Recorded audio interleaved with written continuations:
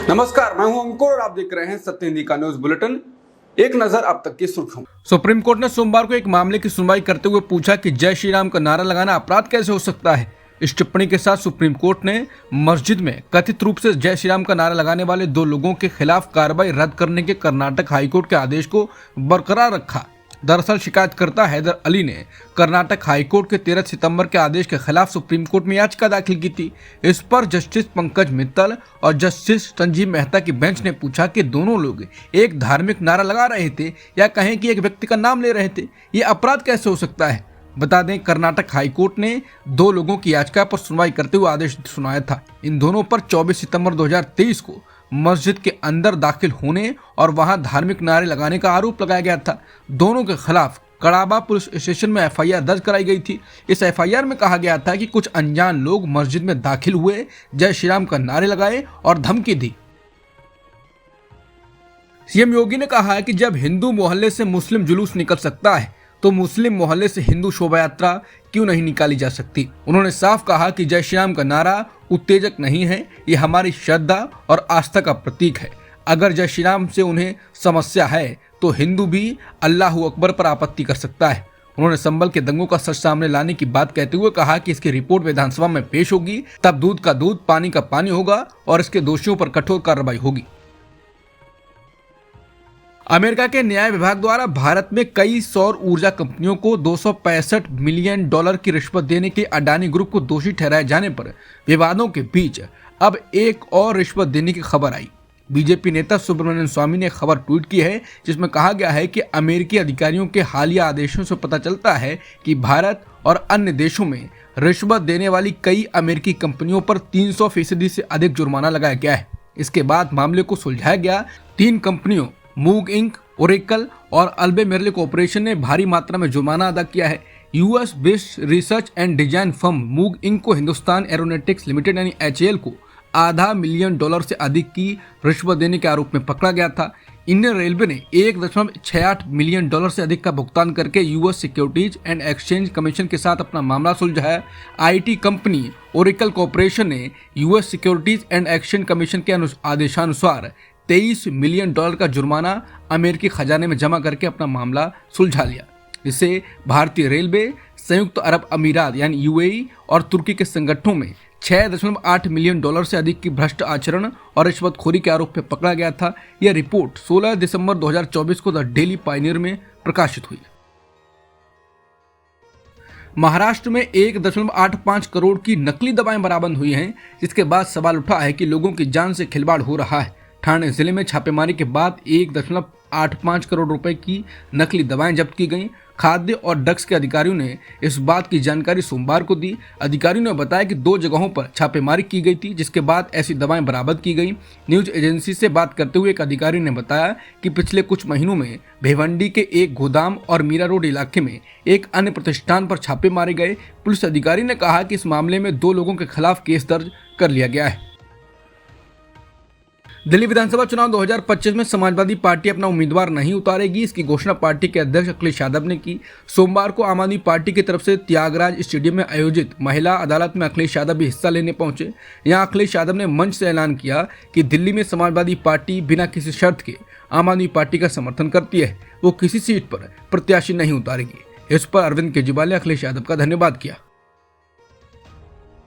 अजित पवार के एनसीपी के नेता छगन भुजबल ने सोमवार को नए महायुति मंत्रिमंडल से बाहर किए जाने पर निराशा जाहिर की। पत्रकारों से बात करते हुए छगन भुजबल ने अपने निर्वाचन क्षेत्र के लोगों से बात करने के बाद अपनी भविष्य की रणनीति तलाशने का संकेत दिया। भुजबल ने दावा किया कि उन्हें मंत्रिमंडल से बाहर कर दिया गया है क्योंकि उन्होंने एक्टिविस्ट मनोज जारंगे का मुकाबला किया, जो नौकरियों और शिक्षा में मराठा समुदाय के आरक्षण की मांग को लेकर आंदोलन का नेतृत्व कर रहे हैं। भुजबल ने कहा कि नए मंत्रिमंडल में शामिल नहीं किए जाने से मैं नाराज हूँ। मैं एक साधारण राजनीतिक कार्यकर्ता हूं, इससे कोई फर्क नहीं पड़ता कि मुझे दरकिनार कर दिया गया, ये पुरस्कृत किया गया। मंत्री पद आते जाते रहते हैं, लेकिन मुझे खत्म नहीं किया जा सकता। महाराष्ट्र में महायुति गठबंधन में सब कुछ ठीक ठाक नहीं है। रविवार को हो रहे मंत्रिमंडल विस्तार के बीच शिवसेना शिंदे गुट में बगावत दिखने लगी। शिंदे गुट के विधायक व पार्टी के उपनेता नरेंद्र भोंडेकर ने अपने सभी पदों से इस्तीफा दे दिया है। भोंडेकर महायुति सरकार के कैबिनेट में शामिल नहीं किए जाने से नाराज हैं। विधानसभा चुनाव में उन्होंने भंडारा विधानसभा क्षेत्र से जीत हासिल की है। भोंडेकर ने शिवसेना सुप्रीमो व डिप्टी सीएम एकनाथ शिंदे को लेटर लिखकर अपनी नाराजगी जताते हुए इस्तीफा भेजा है। यही नहीं, नाराजगी जाहिर करते हुए एकनाथ शिंदे ने कहा कि आपका साथ देकर गलती कर दी। आपने कहा था कि आप मुझे मंत्री पद देंगे, लेकिन पिछली बार भी मैं कुछ नहीं बोला था और इस बार भी आपने नहीं किया। आखिर हम जिले के लोगों को क्या जवाब देंगे? ईवीएम पर अब इंडिया गठबंधन के सहयोगियों में ही बयानबाजी शुरू हो गई है। जम्मू कश्मीर के मुख्यमंत्री उमर अब्दुल्ला द्वारा कांग्रेस पर चुनिंदा मौकों पर ईवीएम की शिकायत करने के आरोप लगाए जाने के बाद अब कांग्रेस ने पूछा है कि आखिर उमर का ये रवैया सीएम बनने के बाद ही क्यों है। उमर अब्दुल्ला ने एक दिन पहले एक इंटरव्यू में कहा था कि जब आप उसी ईवीएम से 100 से ज्यादा सांसद बना लेते हैं तो आप अपनी पार्टी की जीत का जश्न मनाते हैं, लेकिन कुछ महीने बाद ही नतीजे उस तरह के नहीं होते हैं तो ईवीएम पर रवैया बदल जाता है। उमर के इस बयान पर कांग्रेस के वरिष्ठ नेता और सांसद मणिकम टैगोर ने कहा कि उन्हें पहले तथ्य जांच करने चाहिए। उन्होंने कहा कि ईवीएम के खिलाफ समाजवादी पार्टी, शिवसेना यूबीटी और शरद पवार के एनसीपी ने बोला था। उन्होंने दावा किया कि कांग्रेस की सीडब्ल्यूसी का प्रस्ताव साफ तौर पर चुनाव आयोग को संबोधित करता है। बीजेपी ने सोमवार को कहा कि अगर कांग्रेस अपनी चुनावी रणनीति नहीं समझ पा रही है तो विपक्ष के नेता राहुल गांधी को ईवीएम को दोष देना बंद कर देना चाहिए। बीजेपी के प्रवक्ता समित पात्रा ने कहा कि नेतृत्व ना तो अर्जित किया जाता है और ना ही मांगा जाता है। आप में एक लीडर के गुण होने चाहिए, आप खुद को थोप नहीं सकते। भाजपा नेता ने आरोप लगाया कि विपक्षी इंडिया गुट एक घोटाला था क्योंकि गठबंधन के सहयोगी अलग अलग चुनाव लड़ते हैं और अलग अलग नेताओं को गठबंधन के चेहरे के रूप में पेश करने की कोशिश करते हैं। पात्रा की ये टिप्पणी जम्मू कश्मीर के मुख्यमंत्री उमर अब्दुल्ला के बयान के बाद आई, जहां उमर ने कहा था कि कांग्रेस को गठबंधन में अपनी लीडरशिप की भूमिका को साबित करना होगा, बजाय कि वो इसे हल्के में ले। ईवीएम के मुद्दे पर विपक्षी पार्टियां आपस में ही बटी नजर आ रही हैं। एक और जहां कांग्रेस समेत कुछ विपक्षी पार्टियां लगातार ईवीएम पर सवाल उठाती रही हैं, तो वहीं इंडिया गठबंधन में शामिल टीएमसी ने इस मुद्दे पर असहमति जताई। अब टीएमसी सांसद अभिषेक बनर्जी ने भी ईवीएम को लेकर कांग्रेस से अलग राय रखी है। उन्होंने कांग्रेस के आरोपों को सिर्फ बेतरतीब बयान करार दिया और मांग की कि ऐसे आरोप लगाने वाले लोगों को यह दिखाना चाहिए कि ईवीएम को कैसे हैक किया जा सकता है। ममता बनर्जी के बाद पार्टी में दूसरे नंबर पर अभिषेक बनर्जी ने कहा कि जो लोग ईवीएम पर सवाल उठाते हैं, अगर उनके पास कुछ है तो उन्हें जाकर चुनाव आयोग को डेमो दिखाना चाहिए। मुझे नहीं लगता कि आरोप में कोई दम है। फिर भी किसी को लगता है कि ईवीएम को हैक किया जा सकता है तो उन्हें चुनाव आयोग से मिलना चाहिए और दिखाना चाहिए कि ईवीएम को कैसे हैक किया जा सकता है। सिर्फ बयान देकर कुछ नहीं किया जा सकता। बता दें, इससे पहले अडानी के मुद्दे पर भी टीएमसी ने अलग रुख अपनाया था और कांग्रेस के साथ खड़े होने से मना कर दिया था। मल्लिकार्जुन खड़गे ने पीएम मोदी को झूठा करार दिया है। उन्होंने दावा किया कि पीएम मोदी ने नेहरू पर तथ्यों को तोड़ मरोड़ कर पेश किया है और गलत दावे किए हैं। उन्होंने कहा कि नेहरू के राज्यों को लिखे पत्र को तोड़ मरोड़ कर पेश करके लोगों को गुमराह करने के लिए पीएम मोदी को लोगों से माफी मांगनी चाहिए। खड़गे ने पीएम मोदी पर जनता को गुमराह करने का आरोप लगाया और उनकी तीखी आलोचना की। उन्होंने कहा कि प्रधानमंत्री अतीत में जी रहे हैं और सुझाव दिया कि मोदी के लिए समकालीन उपलब्धियों के बारे में बात करना अधिक फायदेमंद होता। उन्होंने पीएम मोदी पर 3 बड़े झूठ बोलने का आरोप लगाया। उन्होंने कहा कि नरेंद्र मोदी का पहला झूठ साल 1947 से 1952 के बीच कोई चुनी हुई सरकार नहीं थी और गैर कानूनी संशोधन लाए जा रहे थे। सच यह है कि मोदी जी नेहरू जी के खिलाफ नफरत में इतना बह गए कि उन्होंने संविधान सभा, अंतरिम सरकार और अंतरिम संसद पर सवाल खड़ा कर दिया, जबकि इन सभी में श्यामा प्रसाद मुखर्जी भी शामिल थे।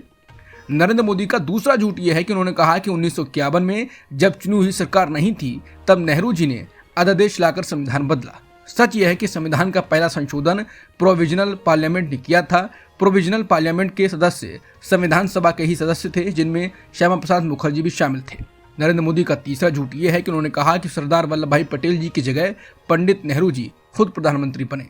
सच यह है कि 1946 के कैबिनेट मिशन प्लान के तहत कांग्रेस ने एग्जीक्यूटिव काउंसिल में नेहरू जी को वाइस प्रेसिडेंट बनाया था। इसीलिए उन्होंने 1947 में अंतरिम सरकार का नेतृत्व किया। देश का पहला आम चुनाव 1951 से 1952 में हुआ, जिसके बाद नेहरू जी प्रधानमंत्री बने। तब सरदार पटेल जी इस दुनिया में नहीं थे।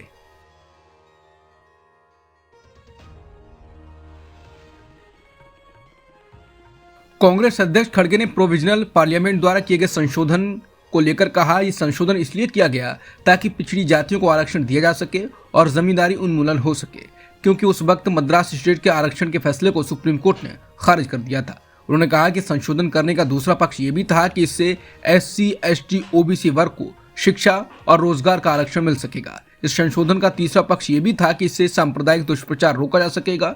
खड़गे ने कहा कि यही नहीं, इस बारे में 3 जुलाई 1950 को सरदार पटेल जी ने पंडित नेहरू जी को पत्र लिखकर संविधान संशोधन को ही समस्या का हल बताया था।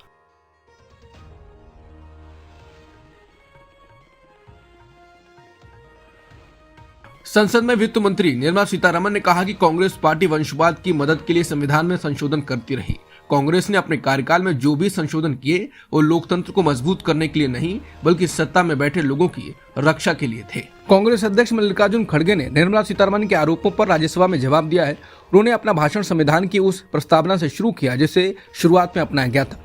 मल्लिकार्जुन खड़गे ने आरोप लगाया कि RSS और जनसंघ की मंशा मनुस्मृति के आधार पर कानून बनाने की थी। मल्लिकार्जुन खड़गे ने आरोप लगाया कि जिनका विश्वास असमानता पर था वो समाजवाद की बात करते हैं। जो लोग संविधान से नफरत करते हैं वो आज हमें पढ़ा रहे हैं पाठ। जिस दिन संविधान बनाया गया, लागू किया गया, उस दिन रामलीला मैदान में बाबा साहेब अम्बेडकर और जवाहरलाल नेहरू का पुतला जलाया गया और अब नेहरू जी को गाली, इंदिरा जी को गाली, पूरे गांधी परिवार को गाली।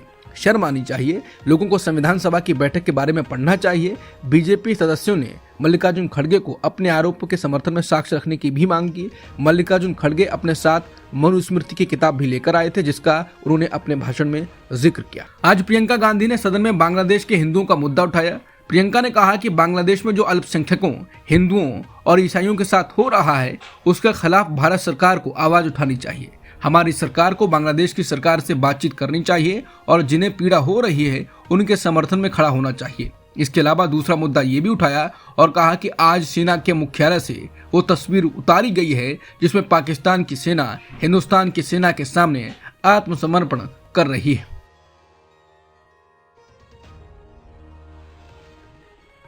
प्रधानमंत्री संग्रहालय और पुस्तकालय यानी PMML सोसाइटी के एक सदस्य ने राहुल गांधी को पत्र लिखकर उनसे पूर्व PM जवाहरलाल नेहरू से जुड़े दस्तावेज वापस लौटाने का अनुरोध किया है। PMML के सदस्य रिजवान कादरी ने राहुल गांधी को पत्र लिखकर उन दस्तावेजों को वापस लेने का अनुरोध किया है जो कथित तौर पर सोनिया गांधी के आदेश पर संग्रहालय से वापस ले लिए गए थे, जिसके बाद बीजेपी कांग्रेस से सवाल कर रही है कि उन दस्तावेजों में आखिर क्या था। रिजवान कादरी का कहना है कि यूपी के शासनकाल में 2008 में 51 कार्टन में भरकर नेहरू के व्यक्तिगत पत्र सोनिया गांधी के पास पहुंचाए गए थे। ये चिट्ठी जवाहरलाल नेहरू मेमोरियल ने 1971 में Nehru memorial museum and library को दिए थे।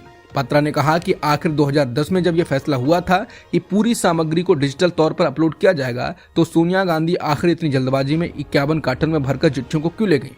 उन्हें आखिर कहाँ रखा गया है? आखिर उन चिट्ठियों में क्या है जिन्हें गांधी परिवार दिखाना नहीं चाहता? इलाहाबाद हाईकोर्ट के जस्टिस शेखर कुमार यादव को लेकर मचे बवाल के बीच मुख्यमंत्री योगी आदित्यनाथ ने उनका समर्थन किया है। सीएम योगी ने समर्थन में कहा कि भारत की विरासत की चर्चा करने वाले व्यक्तियों को कुछ लोग धमकियां दे रहे हैं। इन्हीं लोगों ने कुंभ की आध्यात्मिक और सामाजिक विरासत को भगदड़ और अराजकता का पर्याय बना दिया है। योगी ने इलाहाबाद हाईकोर्ट के जज शेखर कुमार यादव का नाम लिए बगैर कहा कि एक न्यायमूर्ति ने सच कहा तो उन्हें कटघरे में खड़ा किया गया। सच बोलने वालों को धमकाया जा रहा है। यही लोग अब संविधान के नाम पर देश के सामने पाखंड कर रहे हैं। उत्तर प्रदेश विधानसभा में सोमवार को मुख्यमंत्री योगी आदित्यनाथ ने संबल हिंसा पर बात की। उन्होंने कहा कि साल 1978 से समाजवादी पार्टी ने उस मंदिर को खुलने नहीं दिया। एक भी गिरफ्तारी बिना जांच के नहीं हो रही है। याद रखना, जिसने पत्थरबाजी की होगी, जिसने माहौल खराब किया होगा, उसमें से एक भी बचने वाला नहीं है। हम माननीय उच्चतम न्यायालय के आदेश का पालन और सम्मान करते हैं। बाबा साहेब भीमराव अंबेडकर जी ने 26 नवंबर 1949 को जिस संविधान को बनाकर देश को सौंपा था, उस मूल संविधान की प्रस्तावना को पढ़िए, मौलिक अधिकारों के चित्रों को देखिए, उसके प्रश्नों का अवलोकन करिए। आपको उसमें राम, कृष्ण और लंका दहन के उपरांत बजरंगबली भी नजर आएंगे। उन्होंने ये भी कहा कि भारत की समृद्ध परंपरा के दर्शन आपको उस संविधान में मिलेगा जो बाबा साहेब अंबेडकर ने दिया था। उस संविधान में धर्म निरपेक्ष, पंथ निरपेक्ष और समाजवाद शब्द नहीं हैं।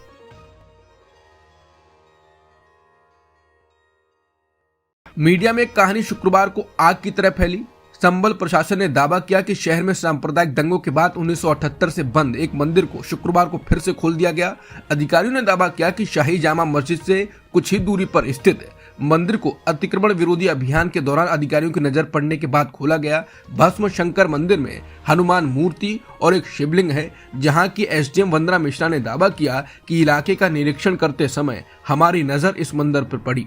इस पर ध्यान देने पर मैंने तुरंत जिला अधिकारियों को सूचित किया। वंदना ने कहा कि हम सभी एक साथ यहां आए और मंदिर को फिर से खोलने का फैसला किया। एसडीएम के इस बयान को कुछ टीवी चैनलों, एएनआई न्यूज एजेंसी और नफरती मीडिया में बदल चुके हिंदी मीडिया ने इसे फौरन हिंदू मुसलमानों के बीच विवाद के रूप में पेश किया। एबीपी चैनल के एक रिपोर्टर ने मौके पर जाकर जब पड़ताल की तो सारी कहानी सामने आई। एबीपी रिपोर्टर ने एक काम ये अच्छा किया कि उसने उस मंदिर को बनवाने वाले रस्तोगी परिवार के हर आयु वर्ग के लोगों से बात की और सभी ने एक ही जैसी तथ्य बताए। इस मंदिर को बनवाने वाले रस्तोगी परिवार के धर्मेंद्र रस्तोगी ने सभी झूठे दावों से साफ इनकार करते हुए कहा कि मंदिर 2006 तक खुला था, वहां मुसलमानों या किसी का कोई डर नहीं था। मंदिर की चाबी रस्तोगी परिवार के पास थी। मंदिर के आसपास कोई अतिक्रमण नहीं था। मंदिर के बगल वाला कमरा भी उन्हीं के द्वारा बनवाया गया था। धर्मेंद्र रस्तोगी और उनके बेटे ने कहा कि स्थानीय मुसलमानों से कभी डर नहीं था। उन्होंने मंदिर के बगल में अतिक्रमण के बारे में एक और फर्जी खबर का भी खंडन किया और कहा कि मंदिर वैसा ही है, कोई अतिक्रमण नहीं है। मंदिर के बगल वाला कमरा उन्होंने 2006 में उनके जाने से पहले बनवाया था। एक अन्य स्थानीय प्रदीप वर्मा ने कहा कि वो 1993 तक उसी गली में रहे। जब वो कभी कभार इलाके में आते थे तो वो नियमित रूप से पूजा करते थे और मंदिर की चाबियां रस्तोगी परिवार के पास रहती थीं। वो आगे कहते हैं कि वो पूजा करके चले जाते थे, यहाँ रुकते नहीं थे। ऑल्ट न्यूज के सह संस्थापक मोहम्मद जुबैर ने बताया कि झूठी कहानी को आगे बढ़ाने में एएनआई की बहुत बड़ी भूमिका है। ट्वीट्स की संख्या देखें, उन्होंने मंदिर खोजा गया, मंदिर 4 दशकों से बंद था, अतिक्रमण किया गया, 1978 के बाद फिर से खोला गया जैसे शब्दों का इस्तेमाल किया है। ये सब केयर टेकर रस्तोगी परिवार और स्थानीय मुसलमानों ने खारिज कर दिया है। एएनआई पर ऐसा आरोप पहली बार नहीं लगा है। देश में एएनआई मोदी सरकार की तरफ झुकाव के लिए बदनाम हो चुका है, लेकिन अपराध की खबर देते समय भी उसका पूर्वाग्रह बरकरार रहता है। आरोपी अगर समुदाय विशेष का होगा तो एएनआई उसका नाम तलाश कर जरूर देता है, लेकिन आरोपी अगर बहुसंख्यक समुदाय से है और उनमें भी तथाकथित उच्च वर्ग से है तो वो आरोपी का नाम छिपा लेता है। उसके ऊपर आरोप है कि वो अक्सर नेता विपक्ष राहुल गांधी और कांग्रेस के अन्य नेताओं के बयान तोड़ मरोड़ कर पेश करती है। संभल के मुस्लिम इलाके के मंदिर पर मुख्यमंत्री योगी आदित्यनाथ ने जिक्र किया। उन्होंने कहा कि संभल में इतना प्राचीन मंदिर क्या रातों रात प्रशासन ने बना दिया? क्या वहां बजरंगबली की इतनी प्राचीन मूर्ति रातों रात आ गई? उन दरिंदों को आज तक सजा क्यों नहीं मिली जिन्होंने 46 वर्ष पहले संभल में नरसंहार किया था? इस पर चर्चा क्यों नहीं होती है? इसी के साथ मुख्यमंत्री योगी आदित्यनाथ ने 1978 में हुए संभल दंगों का भी जिक्र किया। उन्होंने कहा कि आज तक 46 साल पहले हुए संभल भीषण दंगों के दरिंदों को सजा नहीं मिली है। इन लोगों ने ही संभल में नरसंहार किया था, मगर इस पर चर्चा नहीं होती है। उत्तर प्रदेश के संभल से मिली मूर्तियों पर संभल के जिलाधिकारी डॉक्टर राजेंद्र पेनसिया ने समाचार एजेंसी एएनआई को बयान दिया। उन्होंने कहा कि आज जब खुदाई की प्रक्रिया आगे बढ़ रही थी, उसी में हमें मां पार्वती, मां लक्ष्मी और भगवान गणेश की मूर्तियां मिली हैं। ये सब जांच का विषय है। अभी तो मूर्तियां बाहर आई हैं, कैसे मूर्तियां अंदर गईं, क्या हुआ और क्या नहीं हुआ, ये सब जांच के बाद ही पता चलेगा। कुछ लोगों ने खुद से अतिक्रमण हटा लिया है और हमने अतिक्रमण हटाने के लिए अनुरोध भी किया है। हम नगर पालिका परिषद के माध्यम से बाकी का अतिक्रमण हटाएंगे। बता दें, उत्तर प्रदेश के संभल में हालिया तनाव के बाद सोमवार को सुरक्षा व्यवस्था काफी कड़ी कर रखी गई है। संभल में पुराने शिव मंदिर में कई साल बाद सुबह के वक्त सोमवार को पूजा की गई। समाचार एजेंसी पीटीआई के मुताबिक इस मंदिर को कई दशकों के बाद खोला गया। कांग्रेस से इंडिया टुडे के एंकर राहुल कमल को ब्लैकलिस्ट किया है, साथ ही राहुल कमल को ट्रोल भी कहा है। कांग्रेस नेता पवन खेड़ा ने कहा कि कांग्रेस पार्टी हमेशा प्रेस की आजादी के लिए खड़ी रही है और निष्पक्ष पत्रकारिता का सम्मान करती है, लेकिन तब नहीं जब प्रेस कार्ड रखने वाले लोग वास्तव में एक राजनीतिक दल की ओर से ट्रोल की तरह काम कर रहे हो। हमें नहीं लगता कि ऐसे ट्रोल से उलझना जरूरी है, इसलिए इंडिया टुडे के एंकर राहुल कमल को ब्लैकलिस्ट करने का फैसला किया गया है। राहुल कमल लोकसभा में विपक्ष के नेता पर अपमानजनक बातें करने वाले स्वयंभू चाणक्य के सामने बेशर्मी से झुक रहे थे। पवन खेड़ा ने कहा कि पिछली बार जब कमल को अपने आचरण पर पछतावा हुआ था तब हमने उन्हें मौका दिया था, लेकिन वो बार बार अपराधी निकले हैं और इसलिए हम पत्रकारिता के नाम पर वो जो कर रहे हैं उसे योग्य नहीं ठहरा सकते। राहुल कमल अमित शाह से कार्यक्रम में बात कर रहे थे। अमित शाह ने कहा कि सदन जब होता है तो बाहर से कोई आरोप आ जाता है और ये जर्सी पहनकर ले लेके घूमते हैं, इनका प्रेरणा स्रोत ही बाहर है। उसमें मुझे कोई आश्चर्य नहीं है, मुझे मालूम है कि क्यों प्रेरणा स्रोत बाहर है। इस पर राहुल कमल कहते हैं कि क्यों बाहर है। अमित शाह कहते हैं कि मैं निजी बात नहीं करना चाहता। इसके बाद राहुल कमल उत्साहित होकर पूछते हैं कि क्या निजी बात है क्या। फिर अमित शाह कहते हैं कि पब्लिक समझ गई है। फिर पब्लिक से एक इंसान को उठाया जाता है जो कहता है कि विदेश में कोई रहता है मैसेज।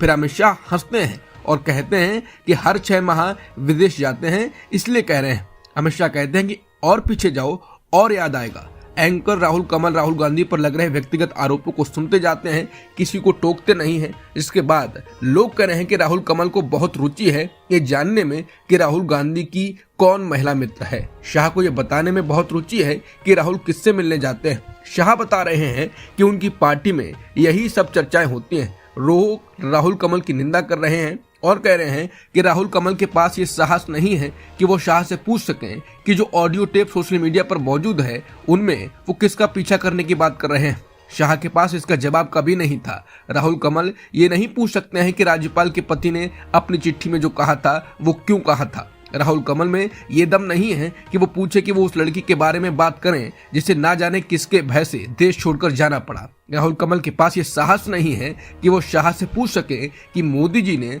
यशोदा बेन को क्यों छोड़ दिया, ऐसी क्या कमी थी उनमें।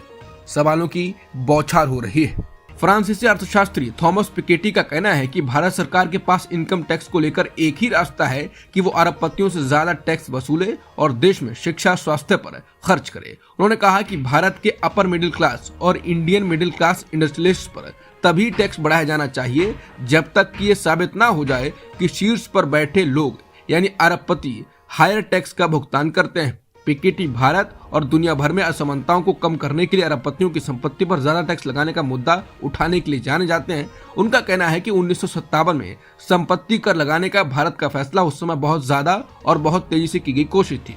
उसका सही मौका अब आया है। ये पूछे जाने पर कि भारत तो एक विकासशील अर्थव्यवस्था है तो यहाँ संपत्ति पर टैक्स लगाने का कोई मतलब होगा क्या। पिकेटी ने फौरन चीन से यहाँ की तुलना की। उनका कहना है कि जब चीन इसी हालत में था तब उसने 25% टैक्स लगाया था। फ्रांसीसी अर्थशास्त्री थॉमस पिकेटी ने कहा कि मैं चाहूंगा कि भारत सरकार कुछ बहुत ही सरल काम करे। वो ये डेटा प्रकाशित करे कि पिछले 10 वर्षों में 100 सबसे बड़े अमीर अरबपतियों ने कुल कितना इनकम टैक्स चुकाया है। हमें बताया जाए ये आज उनकी कुल संपत्ति का कितना हिस्सा है और मुझे लगता है कि जवाब होगा 1% से भी कम। मैं ये नहीं कह रहा हूं कि उन पर 100% या 90% टैक्स लगाया जाना चाहिए।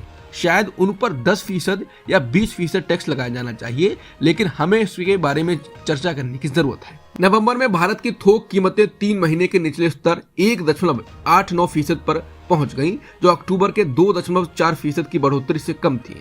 इसके अलावा खाद्य महंगाई पिछले महीने के 25 महीने के उच्चतम स्तर 11.6% से घटकर 8.9% हो गई। मैन्युफैक्चर प्रोडक्ट के मामले में महंगाई बढ़कर 2% हो गई। मशहूर तबला वादक उस्ताद जाकिर हुसैन के निधन पर गीतकार जावेद अख्तर ने शोक जताया। जावेद अख्तर ने सोशल मीडिया एक्स पर लिखा है कि संगीत की दुनिया ने एक ताल खो दिया है। जावेद अख्तर ने लिखा है कि एक महान संगीतकार, एक महान इंसान, एक अच्छे मित्र जाकिर हुसैन साहब हमें छोड़कर चले गए। मशहूर तबला वादक उस्ताद जाकिर हुसैन का निधन अमेरिका के सैन फ्रांसिस्को में हुआ है। वो 73 साल के थे। उनके निधन पर दुनिया भर के संगीत प्रेमियों के अलावा कला, राजनीति और फिल्मी जगत के लोग शोक जता रहे हैं। अब तक की सुर्खियों में इतना ही। बाकी खबरों के लिए बने रहिए सत्यहिंदी.com के साथ।